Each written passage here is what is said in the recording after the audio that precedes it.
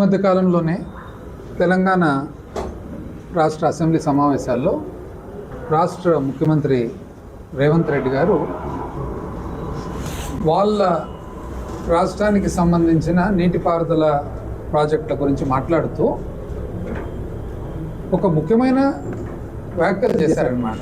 ఏమన్నారంటే, తాను తెలంగాణ రాష్ట్రం కోసము నీటిపారుదల ప్రాజెక్టుల కోసం చేస్తున్న కృషి వాళ్ళ సభకు వివరిస్తూ చంద్రబాబు నాయుడు గారితో 4 గోడల మధ్యలో మాట్లాడడం జరిగింది. తద్వారా రాయలసీమ లిఫ్ట్ స్కీమ్ ఏదైతే ఉందో అది పనులు ఆపేయడం జరిగింది. ఆ పనులు ఆపిన మాట జమా కాదంటే నిజ నిర్ధారణ కమిటీ వేయండి. నిజ నిర్ధారణ కమిటీలో అన్ని పార్టీల వాళ్ళని పెట్టండి, బీజేపీని పెట్టండి, ఎంఐఎంను పెట్టండి, మాజీ జలవనరుల శాఖ మంత్రులు తెలంగాణ రాష్ట్రానికి సంబంధించి అంటే ఎవరెవరు అక్కడ మాజీ ముఖ్యమంత్రి కేసీఆర్ గారు, హరీష్ రావు గారు, వాళ్ళల్లో ఎవరినైనా కానీ పెట్టండి, ఇంకా ఎవరినైనా పెట్టండి, అందరు కలిసి పోయి విజిట్ చేయండి, అక్కడ పోయి పరిశీలించి రండి, పనులు ఆగినాయా లేదా అని రేవంత్ రెడ్డి గారు చెప్పడం జరిగింది. అంటే ఇది ఇప్పుడు సామాన్య మానవుడు ఏమని అర్థం చేసుకోవాలా? 4 గోడల మధ్యలో చర్చ జరిగింది. ఏం చర్చించుకున్నారో ఇద్దరు రాష్ట్ర ముఖ్యమంత్రులకు తెలుసు. మొత్తం మీద రేవంత్ రెడ్డి గారు ఈ వ్యాఖ్యలు ఎక్కడ చేసినారు? అసెంబ్లీ సాక్షిగా చేస్తూ నిజ నిర్ధారణ కమిటీ వేయండి అని అంటున్నారు, అన్ని పార్టీల వాళ్ళని తీసుకొని పోయి. అంటే ఇది ఇప్పుడు సామాన్య మానవులు ఆంధ్ర రాష్ట్రంలో కానీ తెలంగాణ రాష్ట్రంలో కానీ ఈ మాటలను నమ్మాలనా లేదా? నమ్మాల్సి వస్తుంది. ఎందుకంటే అసెంబ్లీ సాక్షిగా ఒక బాధ్యత గల మనిషి ఒక రాష్ట్ర ముఖ్యమంత్రిగా చెప్తున్నారు ఈ మాట. పైగా మీరు పోయి పరిశీలన చేయండి అంటున్నారు, నిజ నిర్ధారణ కమిటీ వేయండి అంటున్నారు, అన్ని పార్టీల వాళ్ళని పెట్టమంటున్నారు. అంటే దీనికి పరిణామం ఏమి? రాయలసీమ లిఫ్ట్ స్కీమ్ ఒకవేళ ఆగిపోతే దాని పరిణామం ఏమి? రాయలసీమ ఈ భారతదేశంలోనే అత్యంత వెనుకబడి ప్రాంతాల్లో ఒకటి. ఇప్పుడు మొత్తము భారతదేశంలో రాజస్థాన్లో జైసల్మేర్ తర్వాత నెక్స్ట్ అతి తక్కువ వర్షపాతం ఉండేది అనంతపురం జిల్లా. గత 100 సంవత్సరాలు చూస్తే కరువు కాటకాలతో అల్లాడిపోయిన ప్రాంతం ఏదైనా ఉందంటే ఇది రాయలసీమ ప్రాంతం. ఎందుకంటే మనకు ఈశాన్య ఋతుపవనాలు కానీ నైరుతి ఋతుపవనాలు కానీ 2 కూడా మిస్ అయిపోతాయి.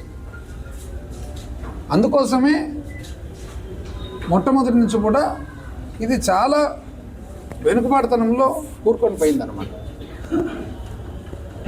పోనీ ఇది ఇట్లా ఉండగా ఇక్కడ చంద్రబాబు నాయుడు గారు ఏమని చెప్పాలి సమాధానం దీనికి? ఇది నిజమా కాదా అని చెప్పాలి. చెప్పాల్సిన బాధ్యత ఉందా లేదా?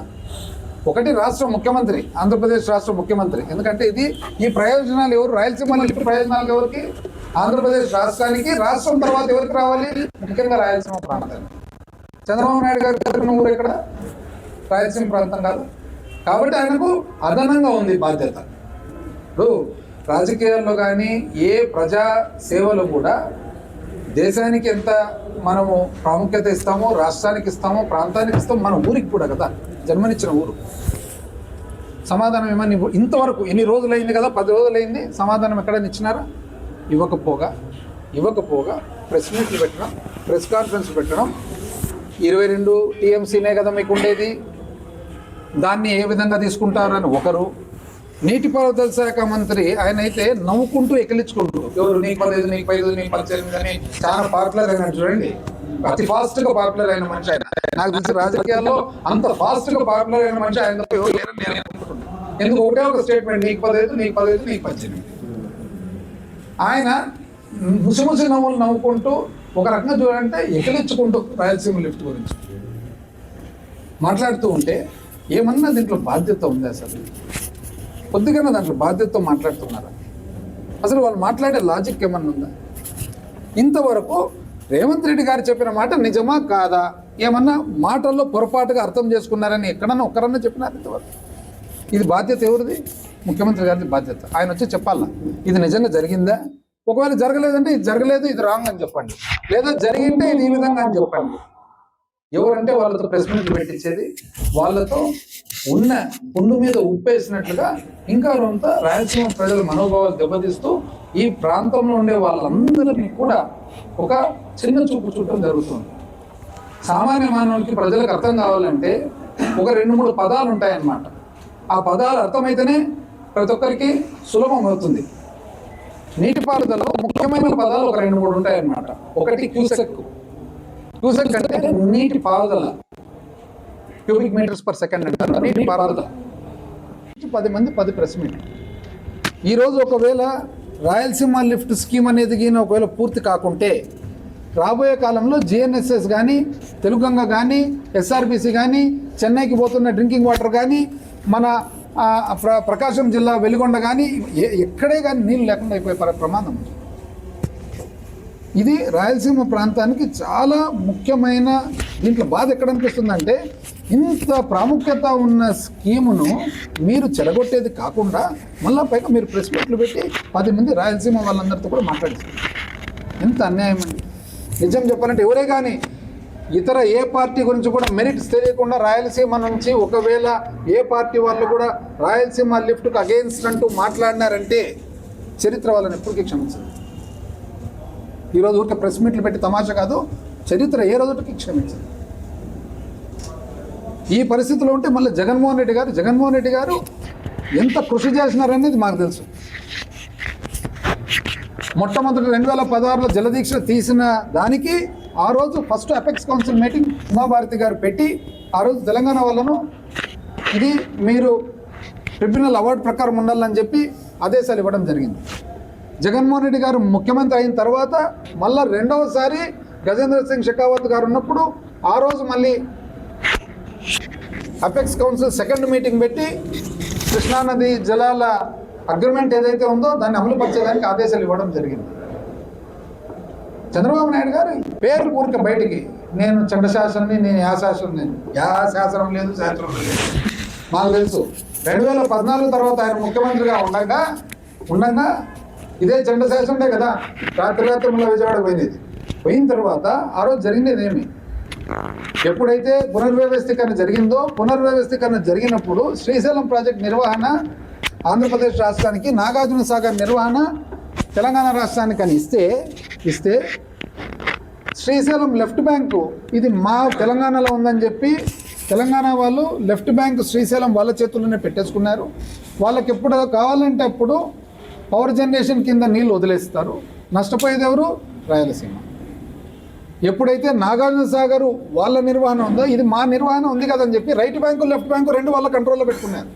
అంటే నాగార్జున సాగర్కు ఆంధ్రప్రదేశ్ లోపలికి వచ్చే నీళ్ళ గేట్లు కూడా వాళ్ళ కంట్రోల్లో ఉన్నాయి. ఎప్పటి వరకు ఉన్నాయి కంట్రోల్లో? 2023 డిసెంబర్ వరకు. 2023 డిసెంబర్లో రాత్రి ఒక రోజు ఆంధ్రప్రదేశ్ వాళ్ళు పోయి హ్యాండ్ ఓవర్ చేసేసుకున్నారు. ఇది జగన్మోహన్ రెడ్డి గారు ఇచ్చిన సర్వీస్ ఇక్కడ ఆంధ్రప్రదేశ్. ఈరోజు మళ్ళా మనము పక్క రాష్ట్రంలో ఒక రాజకీయ పార్టీతో మనం కుమ్మక్కు అయితే 3 సార్లు ఆ రాష్ట్రంతో ఆ ప్రభుత్వంతో మన రాష్ట్రం కోసం మనం పోయి పోరాడతామా?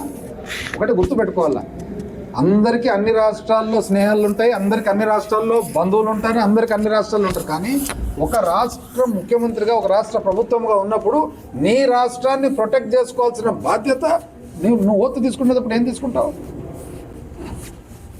వివక్ష లేకుండా, భయము లేకుండా, భేదము లేకుండా, ఏది లేకుండా తీసుకుంటావు అనేది నీ ఓతు ఒక ఎమ్మెల్యేగా, ఒక ముఖ్యమంత్రిగా. ఈరోజు వివక్ష లేకుండా, భయము లేకుండా, ద్వేషం లేకుండా 4 గోడల మధ్యలో కూర్చొని చేసుకున్న ఒప్పందాలు అంతే కదా, మనకు అర్థమవుతుంది. అది కాదంటే మీరు వచ్చి బయటకు వచ్చి చెప్పండి కాదని చెప్పేసి. ఇటువంటి అన్యాయమైన పరిస్థితి చేస్తూ మళ్ళా సోషల్ మీడియా ఉంది కదా, పేపర్లు ఉన్నాయి కదా అని చెప్పి రాసిందే. నేను చెప్తున్నా కదా, రాయలసీమ వాసులు ఎవరు కూడా రాయలసీమ లిఫ్ట్ స్కీమ్కి అగెన్స్ట్గా మాట్లాడిన ఏ ఒక్కరిని కూడా చరిత్ర ఎప్పటికీ క్షమించారు. ఈరోజు మొత్తం ఎండిపోయి ఎడార్లు అయిపోయి ఊర్లు వదిలిపెట్టుకొని ఈరోజు మనం గుంటకల్ బార్డరు, రాయదుర్గం బార్డర్ పోయి చూస్తే డెజర్ట్.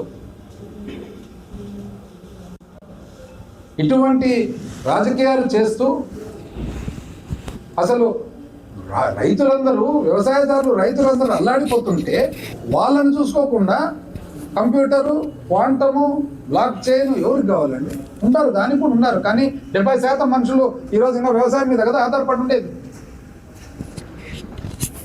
కాబట్టి ఈరోజు రాజశేఖర రెడ్డి గారు కానీ జగన్మోహన్ రెడ్డి గారు కానీ వాళ్ళు ఈ రాష్ట్రానికి ఉమ్మడి రాష్ట్రానికి మన నీటిపారుదలకు చేసిన సేవ కానీ వ్యవసాయానికి చూపిన శ్రద్ధ కానీ ఆ తర్వాత రాష్ట్ర పునర్వ్యవస్థీకరణ జరిగిన తర్వాత ఆంధ్రప్రదేశ్ రాష్ట్ర నీటిపారుదలకు చేసిన సేవ కానీ జగన్మోహన్ రెడ్డి గారు మరి అదేవిధంగా ముఖ్యంగా వెనుకబడిన రాయలసీమ ప్రకాశం జిల్లా నెల్లూరు అప్లాండ్ ఏరియాస్కు చేసిన సేవ కానీ ఇది మరవలేనిది. ఇది ఖచ్చితంగా ఏ ప్రభుత్వం ఉన్నా కూడా దీన్ని కంటిన్యూ చేయాలి. దయచేసి మా విన్నపం ఏమంటే మీరు లోపాయకార ఒప్పందాలు లోపల చేసుకోవద్దండి. మీరు ఒకవేళ స్నేహం ఉంటే పెట్టుకోండి, బంధుత్వం ఉంటే పెట్టుకోండి, కానీ మీరు ఏ రాష్ట్ర ప్రభుత్వం ఏర్పాటు చేసినారో ఏ రాష్ట్ర ప్రభుత్వానికి ప్రతినిధిగా ఉండారో ఆ రాష్ట్ర ఇంట్రెస్ట్ మాత్రం పొర్రపాటున కూడా ఇటువంటివి వదిలిపెట్టొద్దండి, వాళ్ళకి డ్యామేజ్ చేయొద్దండి. ఇటువంటి ప్రెస్ మీట్లు బాధ్యత లేని వాళ్ళతో ప్రెస్ మీట్లు పెట్టించి రాయలసీమ ప్రాంతం గురించి మాట్లాడేటప్పుడు ఎకిలించుకుంటా ఎకిలి నవ్వులు నవ్వుతే మాత్రం ఈ ప్రాంతం అనేది ఖచ్చితంగా క్షమించదని చెప్పి మేమందరూ కూడా తెలియజేస్తాం. చరిత్ర సృష్టించినోడు ఇప్పుడు ఆ చరిత్రని తిరగరాయబోతున్నాడు. అబద్ధాల గోడల్ని బద్దలు కొట్టి నిజాలను రాగా మీ ముందుంచబోతున్నాడు. నిజమైన వార్తల కోసం వెంటనే డౌన్లోడ్ చేసుకోండి రా యాప్ని.